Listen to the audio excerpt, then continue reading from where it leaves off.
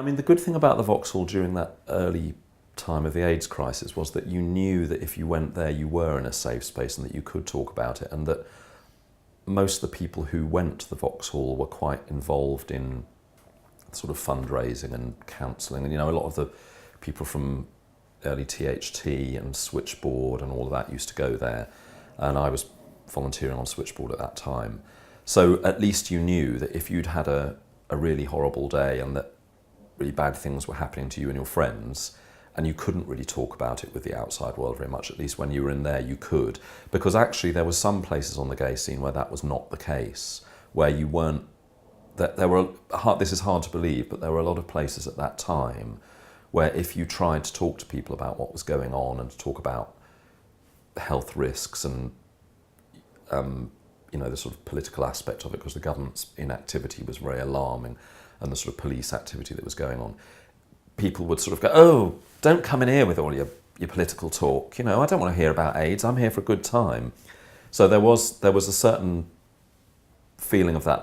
People used to think of this about the Earl's Court scene, that it was kind of in denial about what was going on, whereas the South London scene, well, this was my perception because I was a South Londoner by this time, but there was a perception that the Earl's Court scene was kind of ignoring what was going on, whereas the South London scene was a bit more kind of like, oh shit, we've got to actually do something about this.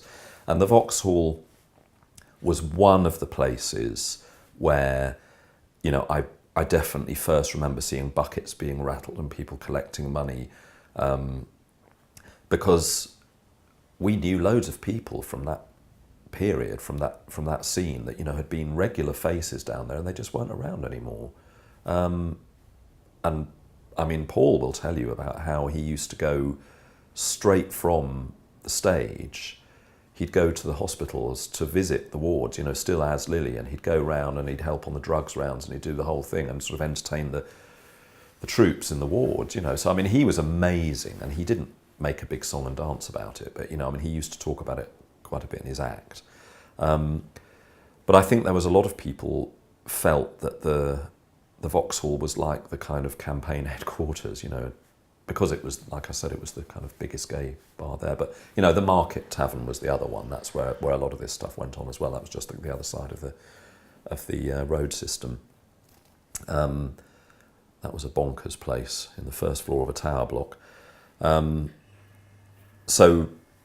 the Vauxhall certainly had that feeling. And it was, when it got raided in 87, maybe, there was a couple of raids, but there was the one where they came in wearing rubber gloves, that's the legend anyway. And it felt like a really deliberate, strategic assault on the HQ of the gay scene. It really felt like a premeditated, we're going to hit you where it hurts. We're going to close down the Vauxhall Tavern. And the police were awful at that time. I mean, I'm not one of these people that hates the police, far from it. But relations between the police and the gay community at that time you can't even say they've broken down, because they never existed. I mean, the police were horrible to gay people. There was still entrapment in public toilets. They were still, raiding, busting people on the Heath and Clapham Common. I mean, okay, those things are against the law, but there were other things going on at that time, and people used to get really, really badly treated. And when they started raiding the bars and places like the Vauxhall, I think people just thought, you know what, this is not just because of licensing. This is because they're trying to hit us where it hurts. And this was around the same time as Section 28. And people were rightly feeling quite persecuted. How organised that was, I couldn't say. It's very tempting to say that it was a sort of government-sponsored witch hunt. And I've never believed that. I think that's the realms of fantasy. But there certainly were attacks from several different quarters at that time. I don't think it was coordinated. But I think people just in the end thought, you know what, that's enough.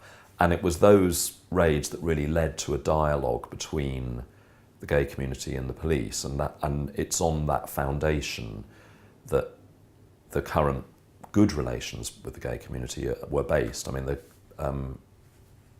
was a group called Gallup, I think it may still exist,